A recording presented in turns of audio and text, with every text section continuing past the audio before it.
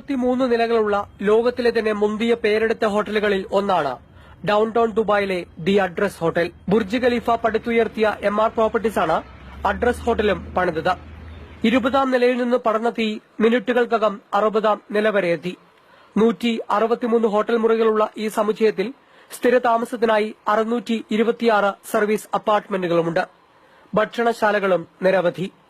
9:30 മണിക്ക് തുടങ്ങിയ രക്ഷാപ്രവർത്തനം ഇപ്പോഴും തുടരുകയാണ്. തീ നിയന്ത്രണ വിധേയമാക്കിയെങ്കിലും പുക ഉയരുന്നുണ്ട് ഇപ്പോഴും. ഹെലികോപ്റ്ററുകൾ അടക്കമുള്ള സംവിധാനങ്ങൾ ഉപയോഗിച്ചാണ് രക്ഷാപ്രവർത്തനം ദുബായ് നടത്തിയത്. ഹോട്ടലിനുള്ളിലുള്ളവരെ കൂടാതെ വെടിക്കെട്ട് കാണാനെത്തിയ ആയിരങ്ങളെ ഹോട്ടൽ പരിസരത്തു നിന്നും ഇതിനോട് ചേർന്നുള്ള ദുബായ് മോളിൽ നിന്നും സുരക്ഷിത സ്ഥാനത്തേക്ക് മാറ്റി. 20ഓളം പേർക്ക് മാത്രമാണ് വലിയ തീപിടുത്തത്തിൽ പരിക്കേറ്റത്. ഇവിടെ താമസിച്ചിരുന്നവരെ മറ്റിടങ്ങളിലേക്ക് മാറ്റിപ്പാർപ്പിക്കാനുള്ള നടപടികൾ പുരോഗമിക്കുകയാണ്. വലിയ ദുരന്തമാണ് പുതുവർഷ പുലരിയിൽ ദുബായെ എതിരേറ്റത്. പക്ഷേ ആഘോഷങ്ങൾക്കിടയിലും തടിച്ചുകൂടിയ ആയിരങ്ങളെ സുരക്ഷിത സ്ഥാനത്തെത്തിച്ച് ദുബായ് മാതൃകയായി. കത്തിയമരുന്ന അഡ്രസ് ഹോട്ടലിന് മുന്നിൽ നിന്നും Aippu Vallikadan, Mathrubhumi news. Coach whisky എന്ന തന്റെ പുതിയ സിനിമയുടെ ചിത്രീകരണത്തിലായിരുന്നു നടൻ ബാബുരാജും സംഘവും. അഡ്രസ് ഹോട്ടലിലെ 17ാം നിലയിലായിരുന്നു ഷൂട്ട്. വൈകിട്ടോടെ തുടങ്ങിയ ചിത്രീകരണം 10 മണിയോടെ നിർത്തി. ഈ സമയം സുഹൃത്തും പ്രവാസിയുമായ മമ്മൂട്ടിയുടെ ഇതേ കെട്ടിടത്തിലുള്ള 54ാം നിലയിലേക്ക് പോയി. ഞാൻ 57ാം നിലയിൽ പോയി. അത് എന്റെ ഫോൺ സൈലന്റിലായിരുന്നു, ഷൂട്ടിംഗ് ആയതുകൊണ്ട്.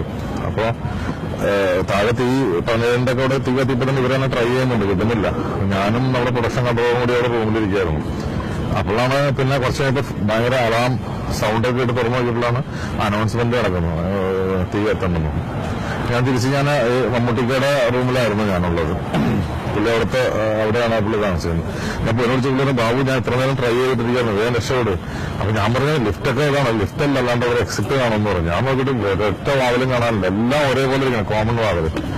ഞാൻ തുറന്നു, ഒരു സ്ഥലത്ത് തുറന്നു കിട്ടി താഴെ വന്നപ്പോഴാണ് ഞാൻ ആലോചിച്ചത് എന്റെ പാസ്പോർട്ടും എല്ലാം അവിടെ ഇരിക്കാം. ഞാൻ പിന്നെ തിരിച്ചു പോയി 2ാമത് മുറിയിൽ ചെന്ന് എന്റെ പാസ്പോർട്ട് മാത്രം എടുത്തു. ഞാൻ ബാക്കിയെല്ലാം ബാഗും വിസയും പേഴ്സും ഫോണും എല്ലാം അവിടെയാണ്. പാസ്പോർട്ട് മാത്രമാണ് ഇപ്പോൾ കയ്യിലുള്ളത്. എങ്കിലും ജീവൻ തിരിച്ചു കിട്ടിയതിന്റെ സന്തോഷത്തിലാണ് ബാബുരാജും സുഹൃത്തുക്കളും. ദുബായിൽ നിന്നും ഐപ്പു വള്ളികാടൻ, മാതൃഭൂമി ന്യൂസ്.